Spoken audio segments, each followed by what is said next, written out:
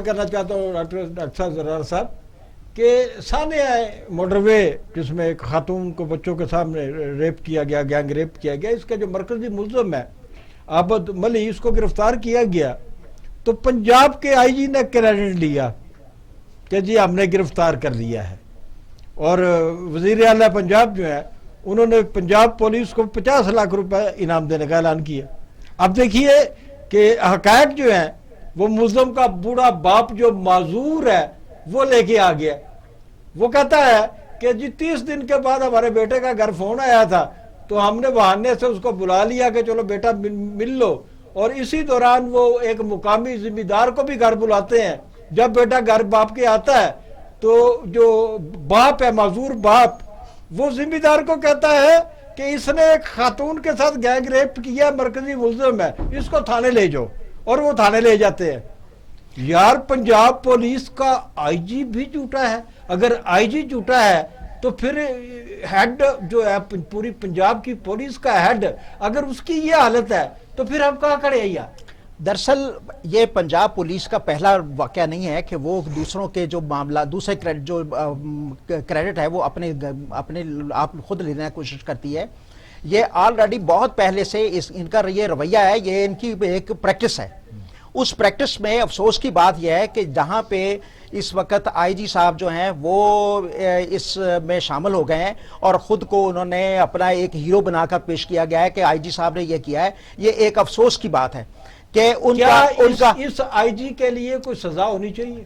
میں سمجھتا ہوں کہ اس آئی جی کے لیے سزا بالکل ہونی چاہیے، لیکن اور اس آئی جی کے خلاف باقاعدہ ایک انکوائری ہونی چاہیے کہ اس شخص نے ایسا کیوں حرکت کی ہے، اور یہ ایسی حرکت کر کے اس نے پنجاب پولیس کا منہ کالا کیا ہے۔ حکومت خاموش، اور حکومت جو ہے وہ جان بوجھ کے خاموش ہے۔ حکومت تو خود ایسے لوگوں کی ساری مافیا کی حکومت ہے جس کو عوام کے ساتھ ہیر پھیر کرنے کے علاوہ جی کچھ نہیں آتا، لہٰذا اس نے ایسے ہی لوگوں کو مسلط کر رکھا ہے جو کہ پاکستان کے عوام کو ذلیل و خوار کرنا چاہتے ہیں۔ اور یہ پاکستان کے عوام کی بدقسمتی ہے کہ ایسے لوگ بیوروکریسی میں، پولیس میں اور سیاست میں ایسے لوگ ہم پہ تھوپ دیے گئے ہیں اور سلیکٹ کر کے ہم پہ لگا دیے گئے ہیں تاکہ پاکستان کی قوم جو ہے وہ اپنے قسمت کو اور مقدر کو روئے۔ محبوب سرکی صاحب، میں آپ سے سوال کرنا چاہتا ہوں۔ پہلے بھی میں نے معذرت کی آپ سے، میں دوبارہ معذرت کروں گا کیونکہ میں یہ جانتا ہوں کہ جو تاجر برادری ہے اس کو پولیس کے ساتھ بھی اچھے تعلقات رکھنا پڑتے ہیں،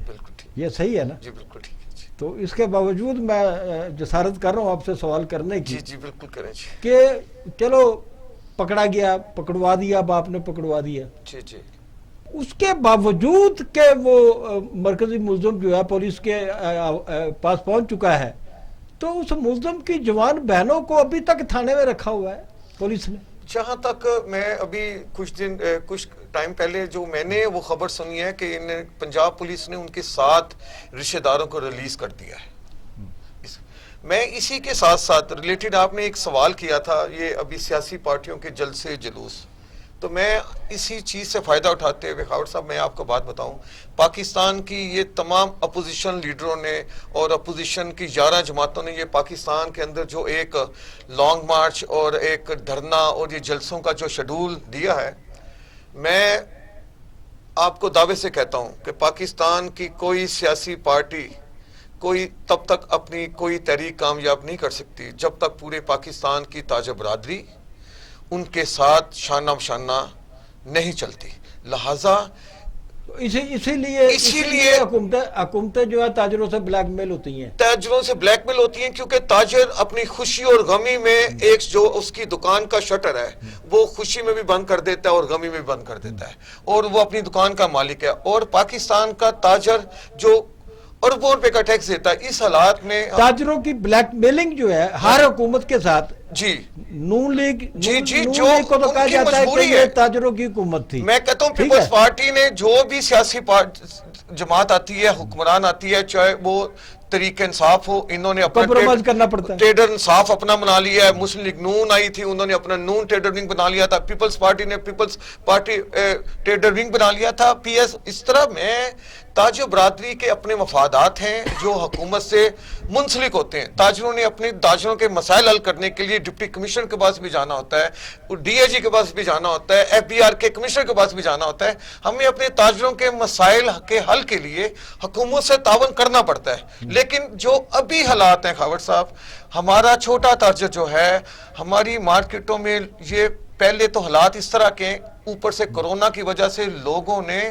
अपनी दुकानों के 6-6 माह के किराए नहीं दिए, और हुकूमत से हमने कहा था कि वो आप अब अवाम से वसूल कर रहे हैं। अभी अवाम से वसूल क्या करेंगे? अवाम में इतनी ताकत है? अगर ताकत हो तो ये जल्द से क्यों कामयाब हो रहे हैं? इस वजह से कि अवाम तो पहली मरी हुई है। वो चाहते थे कि इस तरह का चांस मिले, हुकूमत के खिलाफ एजिटेशन हो हम। और ये हुकूमत की जो पॉलिसी है ना, ये कंटेनर लगा के रास्ते बंद करने, ये लोगों को पुलिस के जरिए, मैं समझता हूं कि ये हुकूमत को इस तरह का फेल नहीं करना चाहिए। लोग महंगाई से अब आज़ार हैं, लोग हुकूमत की उस पॉलिसी से परेशान हैं, लोग उस हुकूमत से, उस